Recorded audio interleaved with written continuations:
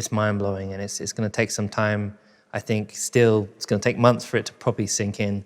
It usually is the case because we just continue to move on to trying to raise the bar and focus on what's next. But I'm really proud of everyone and incredibly honored and grateful to be a part of this journey. You know, I'd been with McLaren since I was 13, so you know, it was my family. And I was very safe there, but I think, you know, McLaren had this amazing history. They had multiple championships. They were super successful. And I felt that I wasn't necessarily helping build something. It was already an illustrious team. It already had all that success. It had the biggest cabinet of trophies. And I wanted to go somewhere where I could help, I could be a part of building something. You know, when I joined this team, it didn't have many trophies in the cabinet.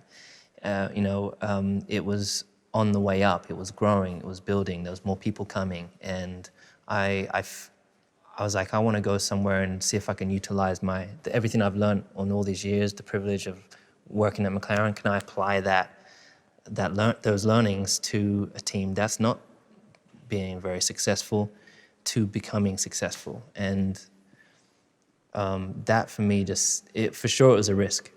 For sure there was moments I was like, geez, I don't know when I'm going to win again. For sure I was like, I had to really analyze a lot of, the pros and cons.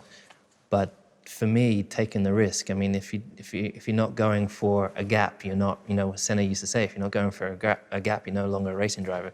I think if you're not taking risks in life, then you're standing still. And so I could have stayed there. I mean, in hindsight, you look at, if I had stayed, I wouldn't have another championship to my name. I would still be one-time world champion after 14 years. So, things happen for a reason, one way or another. I'm really, really grateful that I took that step. I took that leap of faith. And, it's thanks to people like Nikki and to Ross and to Mercedes for, to truly believing in me. Leading the race in China to then putting it in the gravel and not being, losing, and then the following domino effect of losing the world championship after that. That one was a really, really hard one to swallow, and I think I took it very, very personal for a long period of time and didn't really know how to digest it. It was such a shock to the system. But I think the failures really, really are what build character. There's a saying, it's not how you fall, it's how you get back up. And I'm so grateful that it happened. Whilst, of course, I'd love to have that world championship, I think I was able to turn that negativity and turn it into a positive. And it's naturally the lessons from the actual race, but more so the repercussions and then the emotion and the kind of the turmoil that you can go through. Learning about myself, just, how I deal with failure. And I think probably from that and maybe some ones after that is learning that you can't change what's just happened.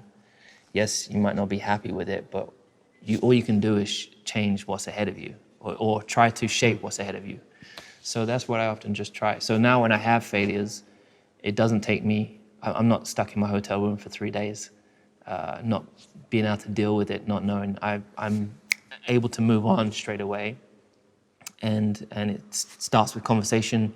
It starts about being open and honest, and kind of not being afraid to be vulnerable at the time. Naturally, as you said, the fear factor would come in. It's like a scar, and it's like it's always there. But it doesn't mean that.